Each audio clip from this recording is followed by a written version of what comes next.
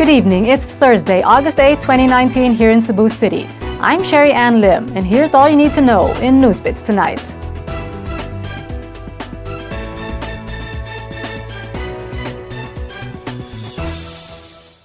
Around 200 vehicles, including that of a government-owned television network, were clamped by the Cebu City Transportation Office, which conducted an operation past midnight Wednesday.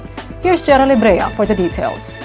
Around 200 vehicles, one of which is owned by a television network, were clamped for overnight parking in Cebu City. Cebu City Transportation Office Operations Chief Andres Bayarcal said overnight parking is not allowed in the city, adding that there are no exemptions and everyone is treated equally. The operation, which lasted for 4 hours, started in Barangay Ramos going to J. Alcantara Street, Virama Avenue, Banawa, Katipunan, Tisa, Efliama Street, Pardo, and Bulacau. Bayarcal said once the vehicle is clamped, the owner has to bring the citation ticket to their office and pay a fine of 1,500 pesos. There will be an office staff who will be in charge with the release of the vehicles once the penalty is settled. If the penalty is not settled within 8 hours, the vehicle will be towed, and this means another violation and towing fee of 1,500 pesos. Bayarcal said most of the clamped vehicles were those parked on the roads and sidewalks. 2 of the vehicles were dump trucks. He said vehicles left parked on the roads past midnight will be clamped immediately.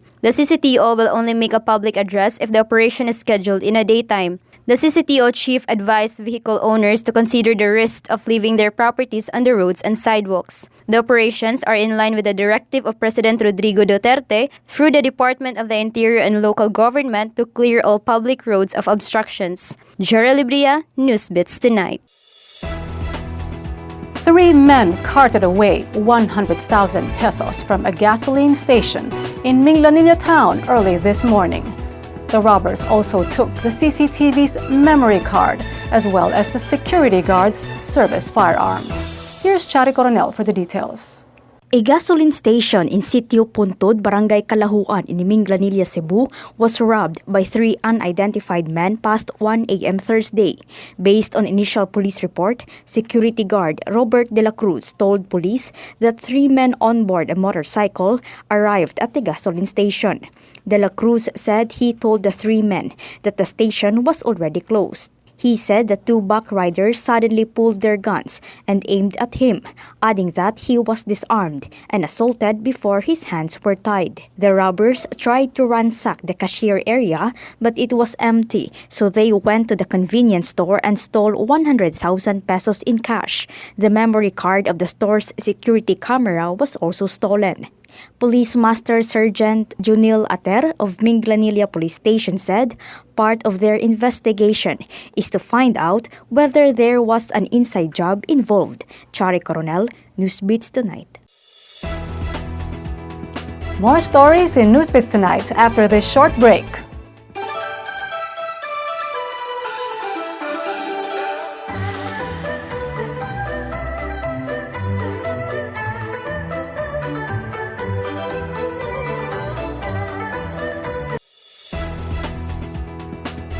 A 30-year-old man was killed while another man was wounded after they allegedly exchanged fire with policemen in Liloan town last night. Here's Wendelin Sabalo for the details. A 30-year-old man died while one was wounded after they allegedly exchanged fire with policemen in Sitio Lambing, Barangay Catarban, Niluan, Cebu, Wednesday evening. Florencio Almeres Jr. died after he and his cohort, a certain Aldrin Lucernas, exchanged fire with members of Liluan Police. Liluan Municipal Police Chief Dan Colepano said around 8:15 last night, they received a report from a concerned citizen about 2 suspicious armed men on board a motorcycle surveying their area. When the police arrived, Colepano said the suspects fired at them, prompting the exchange of gunfire which lasted 3 to 5 minutes. Almeres was rushed to Liloan Municipal Health Office but was declared dead on arrival. Lucernas was brought to Vicente Soto Memorial Medical Center for medical treatment. Authorities recovered a caliber .45 firearm from the crime scene. Colepano said they have yet to find out what the suspects were doing in Barangay Catarman. He said both suspects were from Danao City. Colepano said Lucernas will face charges for frustrated murder and violation of the Comprehensive Firearms and Ammunition Regulation Act. Wenelin Sabalo, NewsBits Tonight.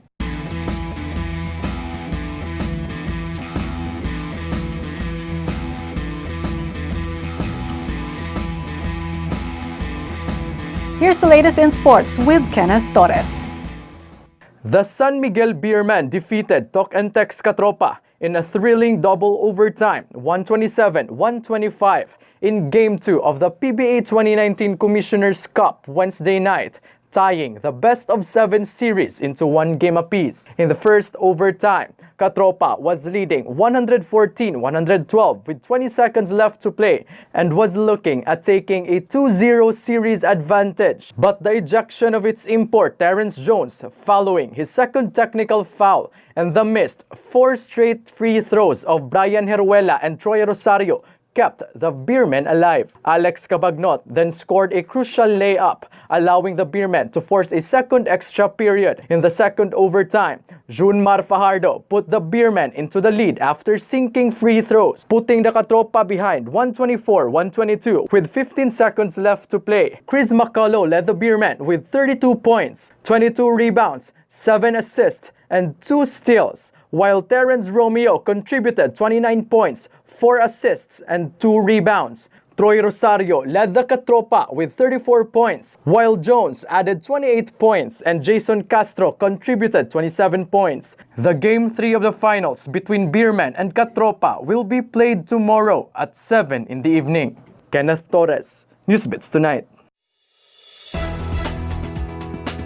To get the latest, visit www.sunstar.com.ph. Follow us on our YouTube channel and official social media accounts on Twitter and Facebook. I'm Sherry Ann Lim. Good evening.